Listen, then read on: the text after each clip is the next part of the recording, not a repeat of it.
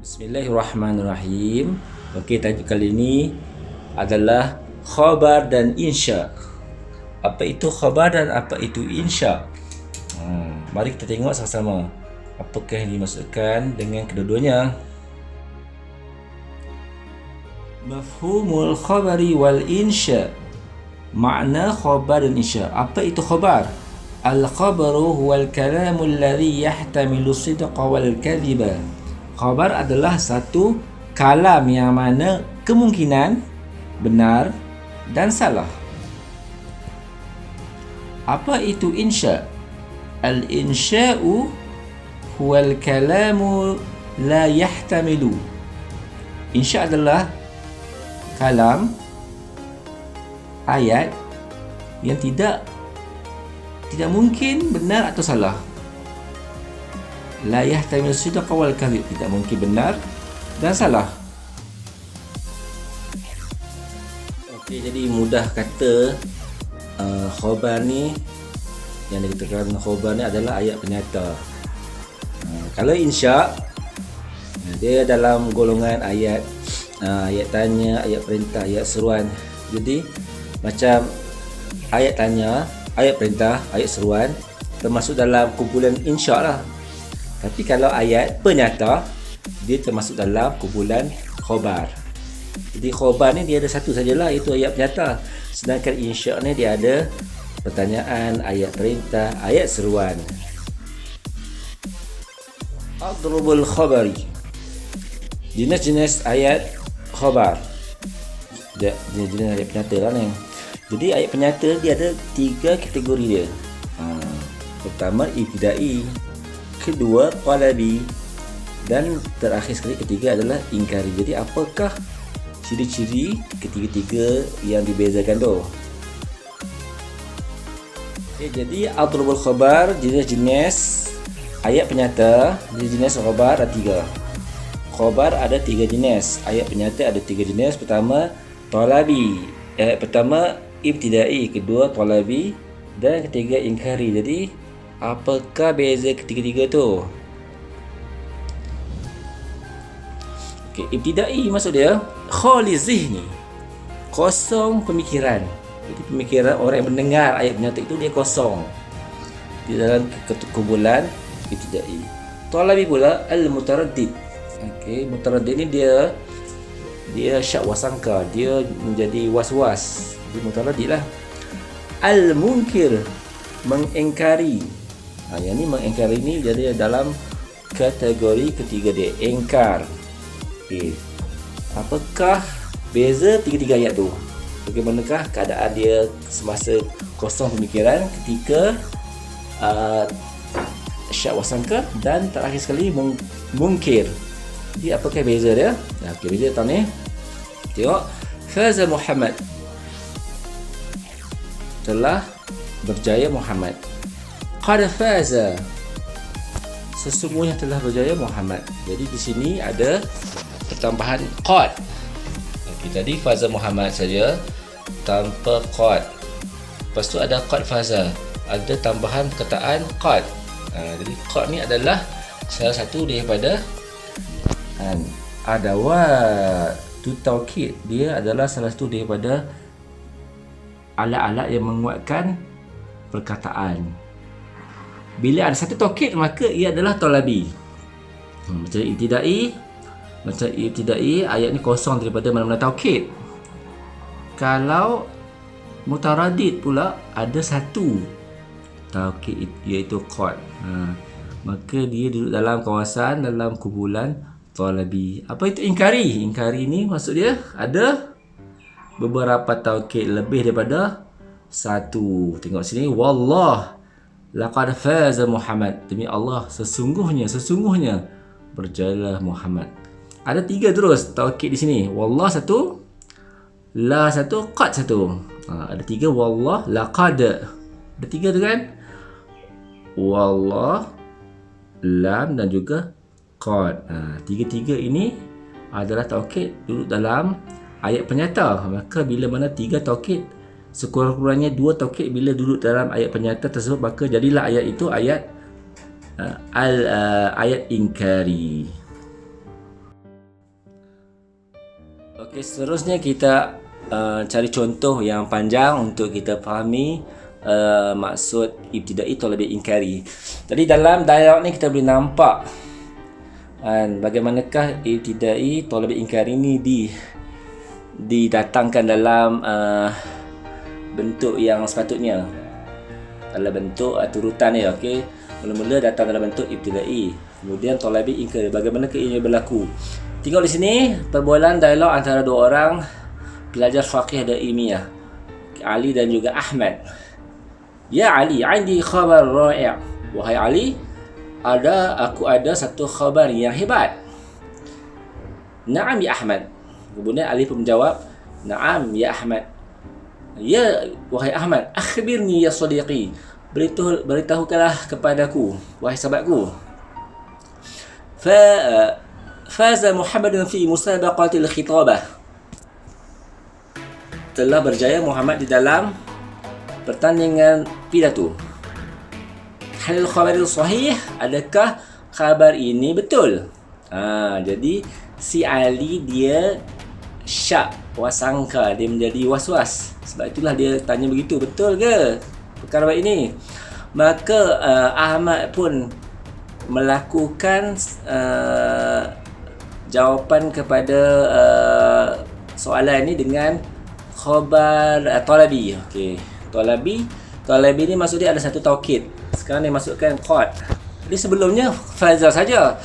Setelah berlakunya was-was, maka Ahmad memasukkan qad, satu qad padanya. Qad faza. Maka ini dah dari kalam talabi. Okey. Kemudian apakah reaksi Ali? Ali kata, la usaddiqu zalika. Tidak, aku tak percaya. Li'annahu ma'rufin bil khajal. Sesungguhnya dia ni dikenali sebagai seorang yang pemalu, seorang yang mempunyai sifat pemalu. Setelah dua kali tidak diterima dengan tidak diterima, maka Ahmad pun memberi statement ingkari. Wallah laqad faza Muhammad. Okey, demi Allah, sesungguhnya berjayalah Muhammad. Ini dia. Ada tiga sini, tiga taukid. Wallah pertama, laq kedua, qad ketiga. Sini ada tiga taukid menunjukkan ia adalah khabar ingkari. Ingkari adalah dalam kategori yang ketiga setelah mana ibtidai. Ali tak percaya, datanglah dalam bentuk talabi pun tak percaya juga. Akhirnya Ahmad bawa datang yang ketiga, yang paling kuat sekali, itu ingkari, untuk menceritakan bahawasanya apa yang dia cakap dia betul. Akhirnya Ali pun percaya dah dengan kata si Ahmad ini. Dia pun berkata, Alhamdulillah, hadha min fadli Rabbina. Okey, seterusnya kita tengok insya'i pula. Okey, sebelumnya adalah khabari yang kita baca tadi kan. Khabar itu adalah ayat penyata. Sekarang ini kita tengok bukan ayat penyata. Kalau bukan ayat penyata, dia dalam kategori ayat tanya, ayat seruan, ayat ta'ajub, hairan. Itu adalah semua insya'i. Tengok insya'i ni terbahagi kepada dua, itu talabi, kemudian ghairu talabi. Okey, talabi ada 5, begitulah juga dengan ghairu talabi ada 5. Okey, talabi ni macam apa? Istifham, pertanyaan. Okey, ya masmuk, siapakah nama awak? Jadi dia bertanya ni dalam kategori istifham, pertanyaan. Kemudian ya bunai, wahai anakku. Nida ni seruan. Jadi ya bunai, wahai anakku, dia adalah seruan, maka ia adalah dalam kategori talabi. Ya laitani kuntu turaba. Tamanni maksud dia, okey, cita-cita. Dia ceritakan perkara cita-cita terhadap perkara yang tak mungkin berlaku. Ya laitani kuntu turaba. Alangkah baiknya aku ini sebelumnya adalah tanah.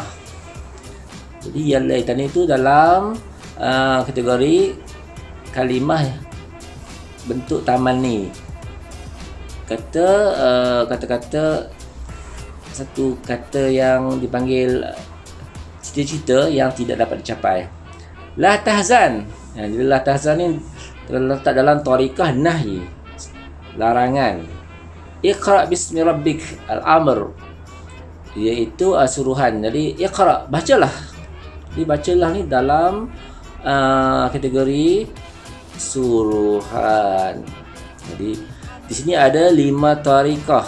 Jadi kelima-lima tariqah ini adalah dalam kalangan golongan at-talabi. Apa itu talabi? At-talabi huwa ma yastad'i matluban. Talabi itu adalah ayat yang mana menuntut satu perkara yang mana tidak berhasil ketika waktu tuntutan. Okey, yang biru ni, kita tengok yang biru ni ghairu talabi. Ghairu talabi ni apa?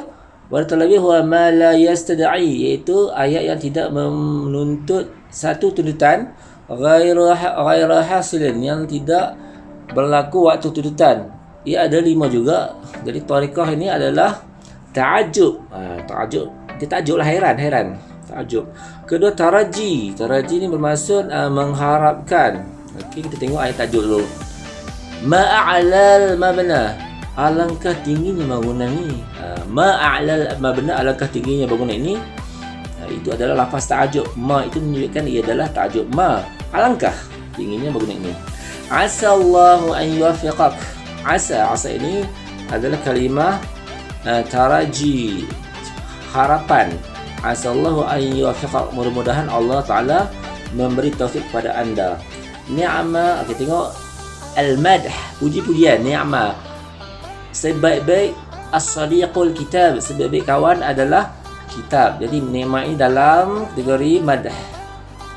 Kemudian azam, zam ni adalah kejian. Bi'sal adu syaitan, seburuk-buruk musuh adalah syaitan. Okey, jadi zam ini dalam tariqah ghairu talabi. Kemudian al-qism, al-qasam, pasal sumpah. Sumpah ini duduk dalam kategori ghairu talabi juga. Dia dalam tariqah qasam. Jadi qasam ini contohnya dia menggunakan waw qasam tu, wal aus, demi asar. Jadi khulasahnya dalam cerita ni kan, insya ini dia banyak, dia punya ayat dia. Insya ini ada pertanyaan, ada nida, seruan, ada tamani, ayat cerita, ada nahi, ada larangan, al-amr ada suruhan, at-ta'ajub ada apa? Ta'ajub, hairan. At-taraji ada cita-cita, ada harapan. Al-mahr ada ayat pujian. Zam ayat pujian, dan al-qasam ada juga ayat sumpah. Jadi ada 6 tariqah dalam insya'i saja. Sedangkan khabar ada 1 kan. Khabar dia ayat penyata saja. Dan ayat penyata itu mempunyai 3 kategori: ibtida'i, talabi, inkari.